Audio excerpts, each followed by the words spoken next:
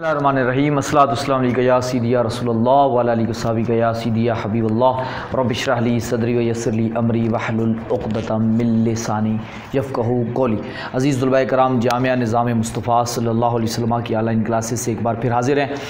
हम नाहमीर पढ़ रहे थे और नाहमीर के अंदर हमने जितनी भी हरूफ आमला थे उनको हमने पढ़ा था।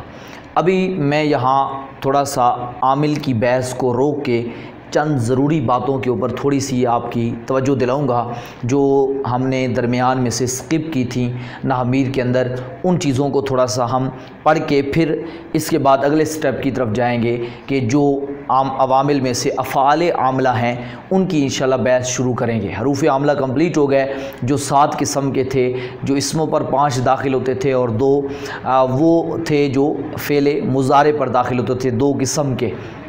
तो हमने वो पढ़े जवाज़िम, नवासिब, ठीक है, और 5 पीछे। अब हम पढ़ने जा रहे हैं जो बहस वो है मारफा और नकरा, यानी अरबी के अंदर जो भी इसम होता है, जो इसम होता है वो कभी मारफा होता है और कभी नकरा होता है। तो इस लिहाज से इसम की तारीफ़ इसम की जो तारीफ़ हमने पढ़ी थी, निशानियाँ भी पढ़ी थी। अब हम ये पढ़ने जा रहे हैं कि कब इसम मारफा होगा और कब नकरा होगा। तो सबसे पहले हम तारीफ़ देख लेते हैं कि मारफा और नकरा कहते किसको हैं। इसम मारफा वो इसम होता है जो किसी मखसूस, जिसके अंदर किसी चीज़ की को मखसूस कर दिया जाता है, उसको ख़ास कर दिया जाता है। जब भी किसी ख़ास चीज़ का आप नाम लेते हैं तो वो क्या हो जाता है, उसको हम मारफा कह देते हैं। और नकरा क्या होता है, कोई भी आम इसम, यानी वो इसम जो अमूमी तौर पे हर एक को शामिल हो, यानी उस कईयों को शामिल हो। उसके अंदर अगर मुराद तो एक होता है लेकिन इस्तेमाल वो किसी पर भी हो सकता है, वो आम होता है उसका हुक्म, उसको हम नकरा कहते हैं। देखें मसलन मैं कहता हूँ फारा सुन, तो इससे मुराद है कोई घोड़ा। किताबुन, इससे मुराद है कोई किताब, ठीक है। आप इस तरीके से उस्ताजुन, कोई उस्ताज, ठीक है। मुअल्लिमुन, कोई मुअल्लिम, कोई पढ़ाने वाला। बाबुन, कोई दरवाज़ा। मदीनतुन, कोई शहर।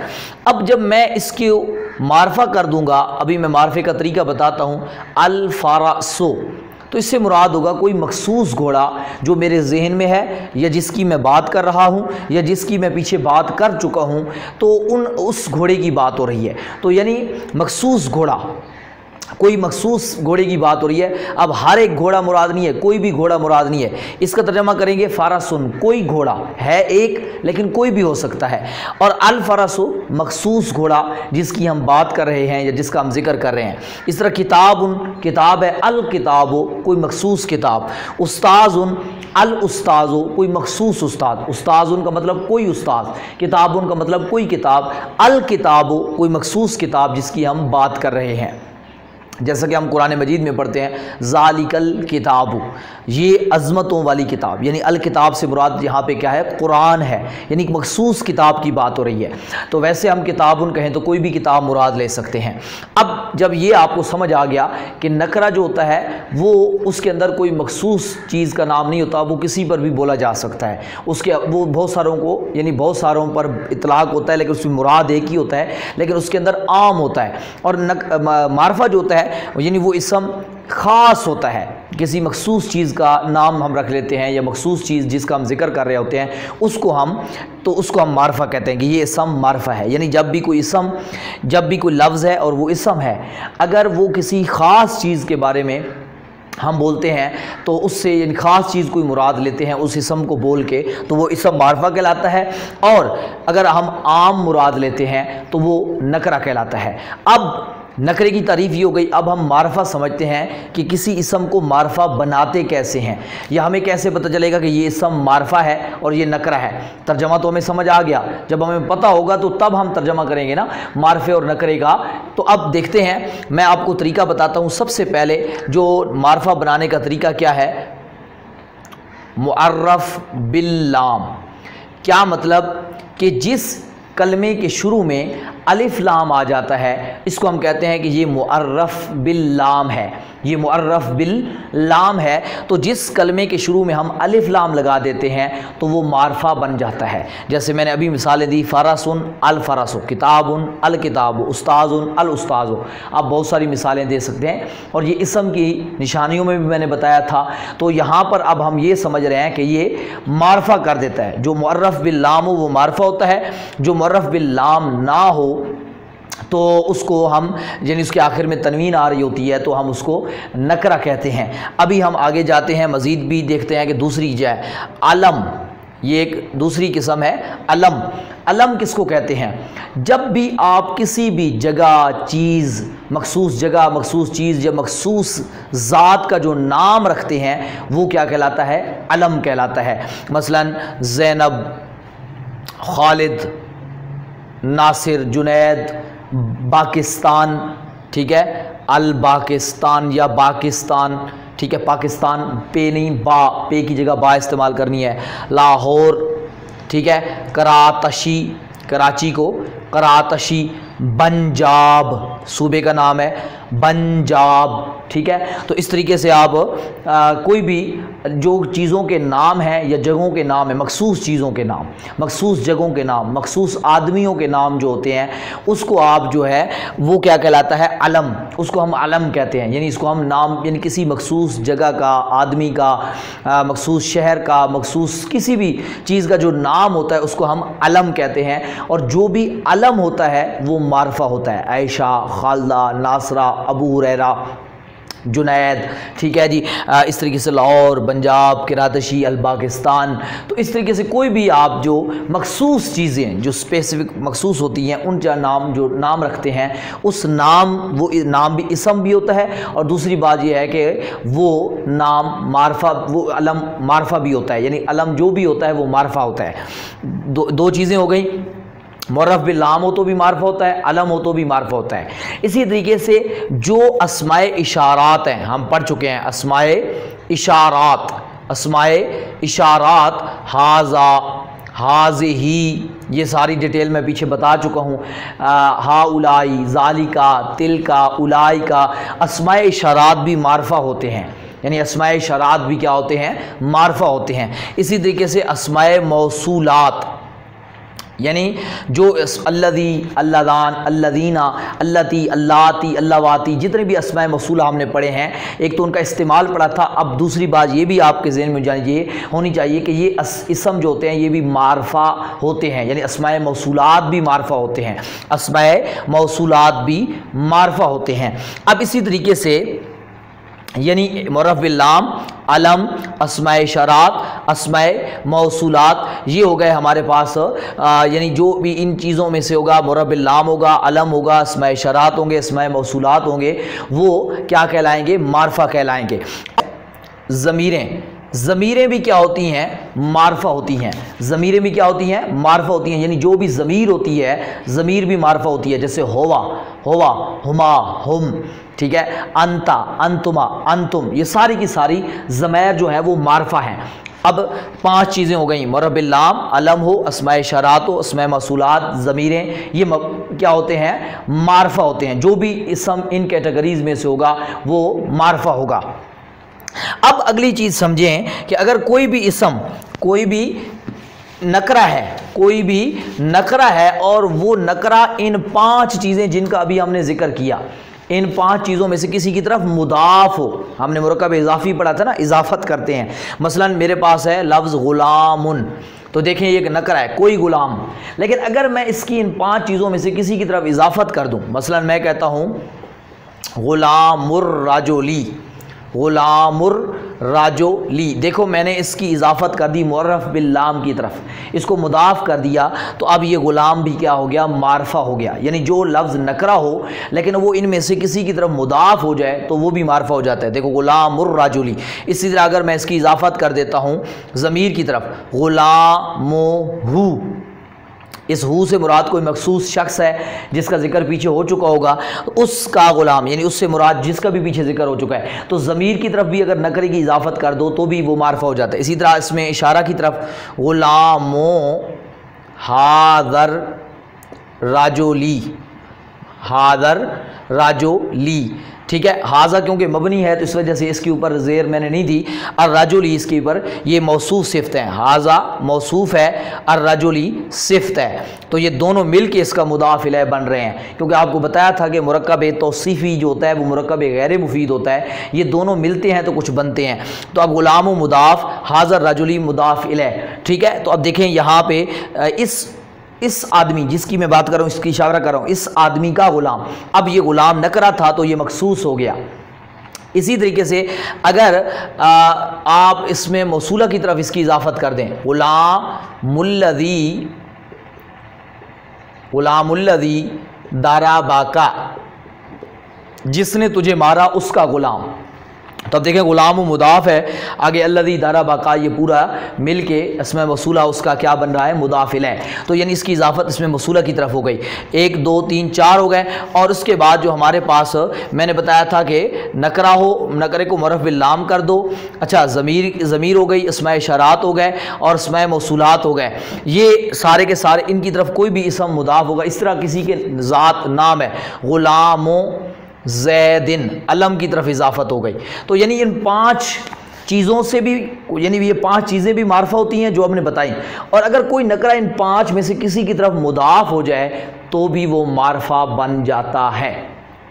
اب ایک آخری چیز رہ گئی، یعنی یہ کل 6 قسمیں ہو گئیں، 6 طریقے ہو گئے جن سے کوئی بھی اسم معرفہ بنتا ہے، اور آخری ہمارے پاس ایک قسم ہے کہ ہم نے حروف ندا پڑھے، حروف ندا ہم نے پڑھے کہ جو کسی کو پکارنے کے لیے آتے ہیں، بلانے کے لیے آتے ہیں، ندا کرنے کے لیے آتے ہیں، یا ایا ایا اے حمزہ مفتوحہ، تو اگر کسی بھی نکرے کے شروع میں حرف ندا لگ جائے، یا راجولن تھا نا، یا راجولو، اب میں نے یہ منادہ کے باب میں، ندا والے باب کے اندر تفصیل سے پڑھایا تھا، اگر آپ کو یاد نہیں تو ایک بار دہرا لیں وہاں پہ جا کے، میں نے کہا تھا کوئی بھی آنکھ والا آدمی اگر کسی بھی بندے کو بلاتا ہے اور وہ نکرہ بھی ہے تو اس کے اوپر جب حرف ندا لگے گا تو وہ معرفہ ہو جائے گا، یاد رکھیے گا، وہ کیا ہو جائے گا، معرفہ ہو جائے گا۔ میں کہوں یا راجولو، اب اعراب یا راجولن نہیں پڑھیں گے، آپ کو یاد ہوگا اعراب میں نے وہاں تفصیل سے بتایا تھا، یا راجولو، ابھی یہاں پہ میں صرف اتنا بتا رہا ہوں کہ یہ کوئی بھی اسم جو ہوتا ہے وہ معرفہ کیسے بنتا ہے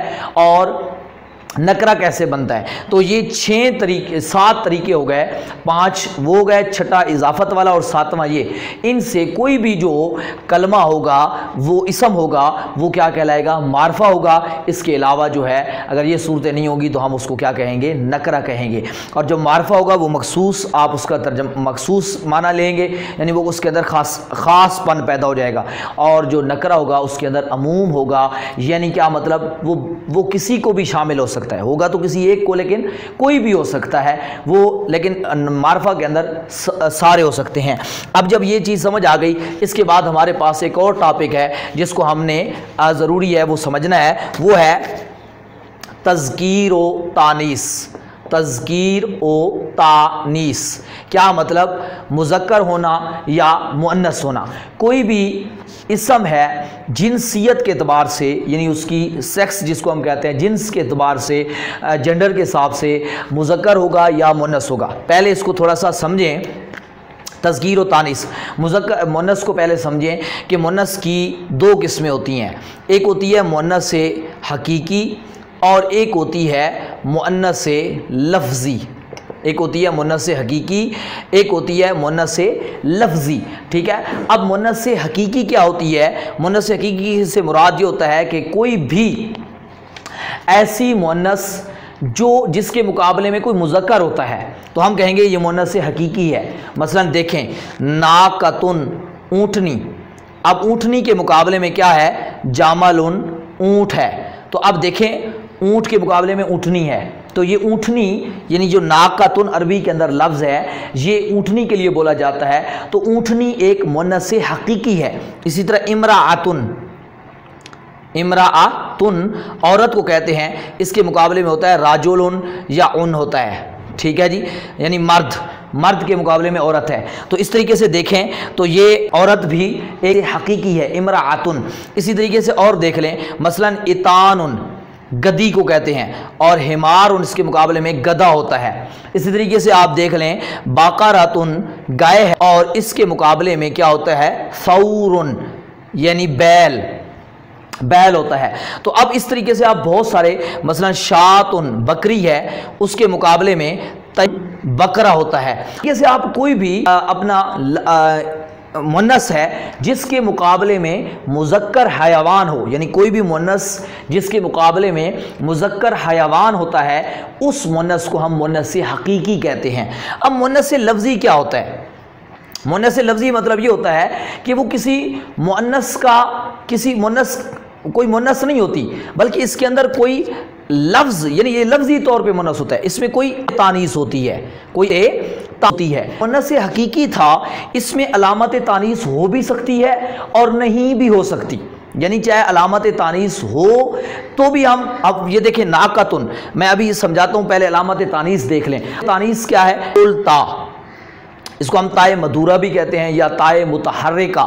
تائے متحرکہ یعنی جس کو آپ جس پہ آ کے وقف کریں گے ہا بن جاتا، ٹھیک ہے. ایک صلاح، زکاہ، ٹھیک ہے جی، اگر وقف کرتے ہیں تو یہ ویسے ہوتی قد قامت الصلاح جس طرح ہم پڑھتے ہیں، تو یہ وقف کے ساتھ گول تا ہا بن جاتی ہے، لکھی تا جاتی ہے، پڑھی ہا جاتی ہے وقف میں، بغیر وقف کے نہیں. اب یہ تائے متحرکہ مؤنث کی علامت ہے. جب کسی بھی لفظ میں یہ تائے متحرکہ تو ہم کہیں گے یہ لفظ مؤنث ہے، یہ لفظ مؤنث ہے. اچھا، یعنی اس لفظ کو ہم مؤنث کہیں گے. ہو سکتا ہے وہ لفظ کسی مذکر کے لیے بولا جا رہا ہو. ابھی میں سمجھاتا ہوں. دیکھیں لفظ ہے عائشہ، تو اب عائشہ کے اندر یہ گول تا پڑی ہے تو یہ تائے تانیث کی علامت پڑی ہے. فاطمہ تو، ٹھیک ہے جی، بریرہ تو، ٹھیک ہے. اب یہ دیکھیں ہیں بھی عورتوں کے نام، ہیں بھی مؤنث کے نام، ان کے اندر علامت بھی پڑی ہے، یعنی یہ ایک عورتوں کے نام ہے اور ان کے اندر علامت بھی پڑی ہے. لیکن ابھی دیکھیں طلحہ، طلحہ تو، حریرہ تو، ٹھیک ہے جی.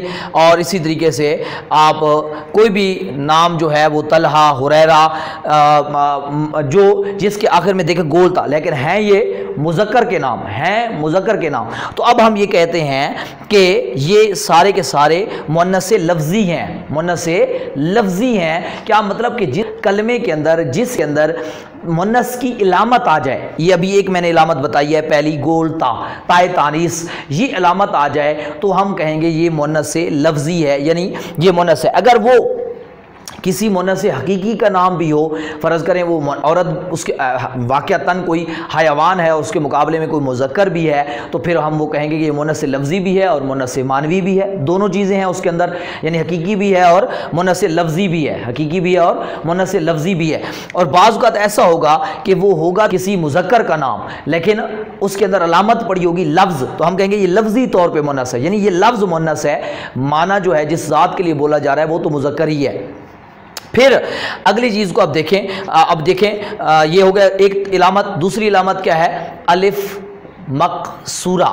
الف مقصورہ کیا ہوتا ہے؟ کھڑا الف، جس کو ہم کہتے ہیں یہ کھڑا الف، یعنی یہ قانون ہم نے پڑھا تھا کہ واو اور یا متحرک ہو، ما قبل مفتوح ہو تو وہ الف بن جاتا ہے. یہ صرف بطرال کے اندر ہم نے قانون کھوالی میں، صرف بطرال میں، علم الصیغہ میں پڑھا ہے. تو اسی اعتبار سے یہ الف مقصورہ جو اسم کے آخر میں الف آتا ہے، ایک کھڑا الف، اس کو الف مقصورہ کہتے ہیں. یہ بھی مؤنث کی علامت ہے. مثلا دیکھیں یہ لفظ ہے کبرا، کبرا، صغرا، عورتوں کے نام ہوتے ہیں، صغرا، کبرا، یہ دیکھیں الف، یہ عورتوں کے نام بھی ہیں اور ان کے آخر میں سلمہ، ٹھیک ہے جی. یہ دیکھیں سلمہ، تو یہ دیکھیں الف مقصورہ پڑی ہے. تو جس کلمے کے آخر میں، اسم کے آخر میں الف مقصورہ پڑی تو یہ بھی تانیث کی علامت ہے. اب یہ ہو سکتا ہے کہ وہ کسی عورت کا نام بھی ہو سکتا ہے کسی مذکر کا نام ہو. تو بہرحال ہم نے اس کو دیکھنا ہے کہ اگر اس کے اندر الف مقصورہ پڑی ہو تو سمجھو کہ وہ مؤنث لفظی ہے، یعنی ہم کہیں گے کہ یہ لفظ مؤنث ہے، یہ لفظ مؤنث ہے. صغرا، کبرا، سلمہ، ٹھیک ہے، یہ مؤنث ہے. عائشہ، فاطمہ، بریرہ، طلحہ، حریرہ، یہ سارے کے سارے لفظ کیا ہیں؟ مؤنث ہیں. ان لفظوں کو ہم مؤنث کاؤنٹ کریں گے، مذکر کاؤنٹ نہیں کریں گے. اچھا، تیسری علامت کیا ہے؟ الف ممدودہ. الف، یہ دیکھ لیں، الف ممدودہ. ممدودہ سے کیا مراد ہے؟ جس اسم کے آخر میں الف ہو اور اس کے بعد حمزہ ہو، اس کے اوپر عمومی طور پہ اس طرح کی علامت مد لگی بھی ہوتی ہے، تو اس کو کہتے ہیں الف ممدودہ. تو جس اسم کے آخر میں الف آ جائے وہ بھی کیا ہوتا ہے؟ مؤنث ہوتا ہے. یہ بھی علامت تانیث ہے.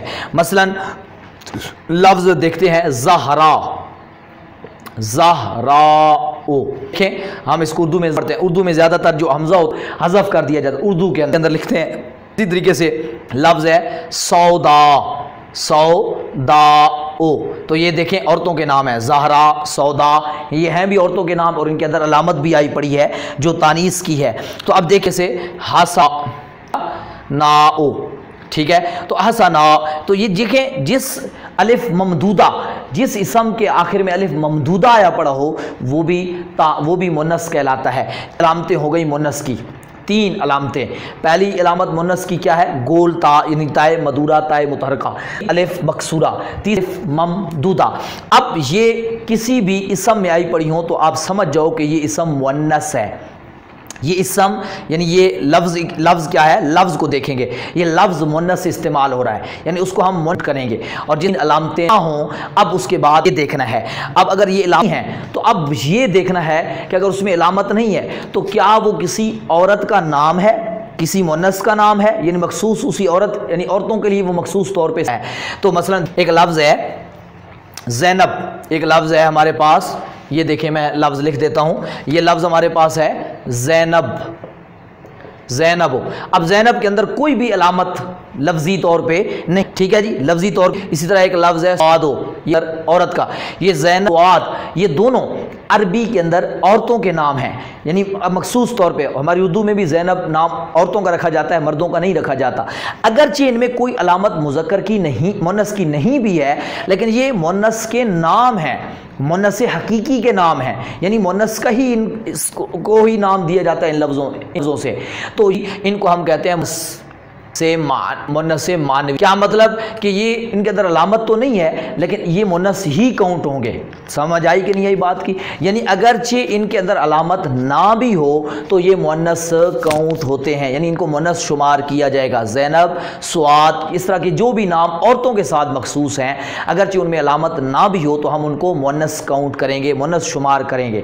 اب 3 چیزیں سمجھنی ہیں کہ مونس عورتوں، مونس حقیقی کیا ہوتی ہے جس کے مقابلے میں نر مذکر ہوتا ہے، اور مونس لفظی جس کے مقابلے میں جو ہے وہ اپنا کیا نام ہے وہ نر مذکر نہ ہو، ٹھیک ہے، ہم اس کو کہیں گے یہ لفظی نر مذکر نہیں ہے. اور یہ ہو سکتا ہے کہ کوئی بھی مونس حقیقی اس کے اندر علامت بھی آئی پڑی ہو اور وہ کسی بھی عورت کا نام ہو، لیکن بعض اوقات یہ ہوگا کہ وہ ہوگا مرد کا نام لیکن اس میں کوئی تانیث کی علامت آئی پڑی ہوگی، یا بعض اوقات وہ کسی کا مرد و عورت کا نام ہی نہیں ہوگا. مثلا دیکھیں یہ لفظ ہے ظلمتن.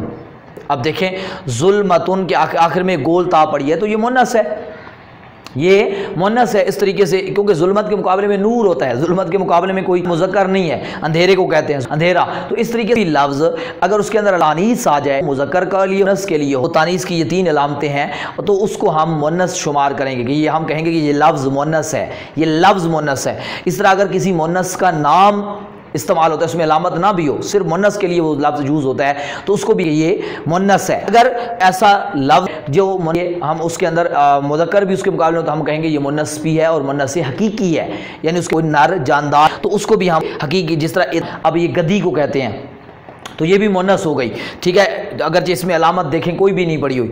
تو باقرتن میں تو ہے، علامت بھی ہے اور یہ مونس اس کے مقابلے میں مذکر بھی ہے. شاتن، اس طریقے سے امراتن، ناک، ان سب کے اندر علامت بھی آ رہی ہے. لیکن بعض ایسے ہوں گے کہ جو مونس ہوں گے لیکن ان کے اندر علامت نہیں ہوگی لیکن ان کے مقابلے میں نر مذکر ہوگا تو ان کو بھی آپ نے مونس سے حقیقی کاؤنٹ کرنا ہے، ان کو سمجھیں گے کہ یہ مونس ہے. تو یہ مونس کی پہچان میں نے بتا دی. اب اس کے مقابلے میں جو ہوتا ہے جس کے اندر یہ علامات نہیں ہوں گی یا جو کسی مونس کا نام نہیں ہوگا تو ہم اس کو مذکر ہی شمار کریں گے.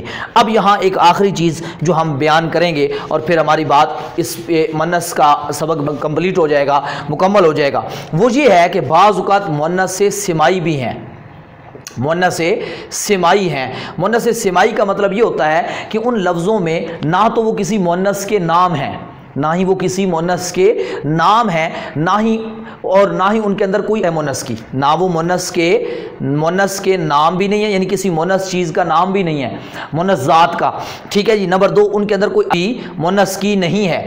لیکن عرب زبان والے ان کو مونس استعمال کرتے ہیں، ان کو مونس کے طور پہ لیتے ہیں. تو یاد رکھیں ان کو ہم کہتے ہیں مونس سمائی، ان کو مونس سمائی کہتے ہیں. یعنی ان کو بھی آپ نے جہاں کہیں استعمال کرنا ہے وہ مونس کے طور پہ کرنا ہے. اب یہاں یاد رکھیں یہ جسم، انسان کے جسم کے اعضاء دو ہیں، ڈبل ہیں، ید جس طرح کے ہاتھ ہیں، ید ہو گیا، پاؤں ہیں، رجل ہے، قدم ہے، ٹھیک ہے جی، دو ہیں، آنکھیں ہیں، دو ہیں، تو اس طریقے سے انسان کی صرف آپ نے یہ خدن جو گال ہیں اس کو عربی میں کہتے ہیں خدن، اور یہ جو آپ کی آنکھوں کی یہ اوپر پتلیاں ہیں ان کو کہتے ہیں حاجبن، ٹھیک ہے جی۔ یہ دو لفظ جو ہے، اور ایک لفظ ہے مرفقن، کونیاں، یہ جو مرفق ہیں، کونیاں ہیں، یہ اگرچہ مطلب ہے کہ دو ہیں، تین جسم کے اعضاء ڈبل ہونے کے مذکر استعمال ہوتے ہیں۔ اس کے علاوہ جسم کے جو بھی اعضاء دو ہیں ان کی جو عربی آپ بنائیں، جو بھی عربی آتی ہے مؤنث کے طور پہ استعمال ہوتی ہے، چاہے ان میں علامت نہ بھی ہو، یہ آپ نے ایک نقطہ نوٹ کر لینا ہے۔ اس کے علاوہ عربی میں جہنم کے جتنے بھی نام ہیں، ٹھیک ہے جی، نارن، سعیر، تو جیسے جو بھی حاویہ، چاہے اس میں علامت نہ بھی ہو، حاویہ میں تو علامت بھی ہے، اس کے علاوہ جتنے بھی ہیں تو جہنم کے جتنے عربی میں وہ کیا استعمال ہوتے ہیں، یہ آپ نے اپنے ذہن کے اندر رکھنا ہے۔ اب اس طریقے سے شہروں کے جو نام ہیں، یعنی جو شہروں بستیوں کے نام ہیں وہ بھی کیا استعمال ہوتے ہیں، شہروں کے نام بھی انس ہیں۔ لفظ ہے نفسن، یعنی یہ لفظ ہے نفس، روح کو کہتے ہیں، جسم جان کو کہتے ہیں، نفس بھی مؤنث کے طور پہ استعمال ہوتا ہے، لفظ نفس بھی عربی میں مؤنث سے استعمال ہوتا ہے۔ اسی طرح لفظ شمس، سورج لفظ استعمال ہوتا ہے، یہ بھی مؤنث ہوتا ہے۔ اس طرح اردن، ان کا لفظ بھی زمین کے لیے جو اردن ہے یہ بھی مؤنث سے استعمال ہوتا ہے۔ یہ عربی میں چند میں چیزیں بتا رہا ہوں۔ اب حروف تہجی جو ہیں، حروف تہجی سے مراد با، تا، ثا، جیم، ہا، خا، دال، یہ جو حروف تہجی ہیں اگر یہ بطور لفظ استعمال ہو رہے ہوں، یعنی جیسے مثلا میں کہوں البا، سے مراد لفظ با ہے، با سے مراد حرف لفظ با ہے، اپنا ساؤ، الجیم آؤ، تو یاد رکھیں یہ حروف تہجی جو ہیں یہ مذکر بھی استعمال ہوتے ہیں اور مؤنث بھی استعمال ہوتے ہیں، یعنی ان کو آپ دونوں طریقے سے آپ کے پاس اختیار ہے۔ حروف تہجی جب اسم کے طور پہ استعمال ہو، ویسے تو یہ حروف ہیں لیکن جب ان کو اسم، یعنی بعض اوقات ان کو طور پہ لیا جاتا ہے، حرف کے طور پہ نہیں لیا جاتا، جس طرح میں نے ابھی یہ کہا کہ با کو میں نے کہا کہ با جی حروف تہجی میں سے ہے، تو اب با کو میں بطور لفظ لے رہا ہوں، حرف نہیں لے رہا۔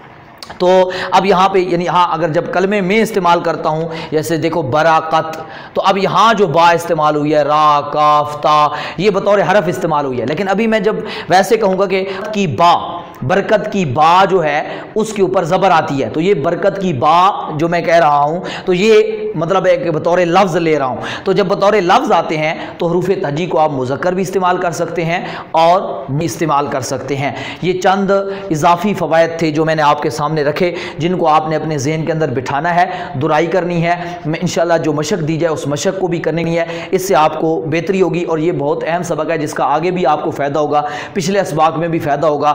معرفہ، نکرہ، مذکر، مؤنث، ان دونوں چیزوں کو آپ اچھے طریقے سے ذہن نشین کریں، پھر ہم آگے کی طرف بڑھیں۔ تو اگلے دروس کے اندر مزید ہم چیزوں کو دیکھیں گے، ہر سبق کو 2 سے 3 بار دہرایا کریں۔